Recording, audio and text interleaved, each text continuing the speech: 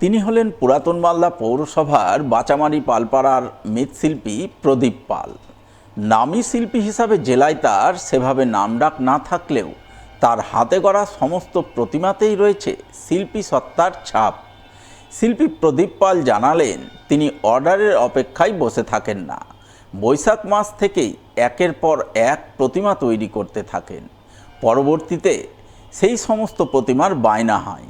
এবছর তিনি যে 21খানা প্রতিমা তৈরি করেছেন তার সবকটি বায়না হয়ে গেছে। মহালয়া থেকে প্রতিমা ডেলিভারি দিতে হবে, তাই প্রতিমা রং করার কাজ চলছে এখন জোর কদমে। শিল্পীর আশা, আগামী কয়েকদিনের মধ্যেই কাজ সেরে ফেলবেন পুরোটাই। টোটাল ছোট বড় 21টা, সব রেডিমেড করছিলাম। আচ্ছা, বাদ বাকি সবই অর্ডার হয়ে গেছে। কতদিন আগে থেকে কাজ শুরু করেছেন? বৈশাখ মাস থেকে কাজ করতে, এদিক তো বৃষ্টি আছেই, বৃষ্টি আছে, ধরেন মাটিরও সমস্যা আছে, সবই ধরেন। কেন মাটির কেন সমস্যা? মাটি মানে এই যে মাটি আনতে গেলেই অনেক টাকা, 2000 টাকা টলি।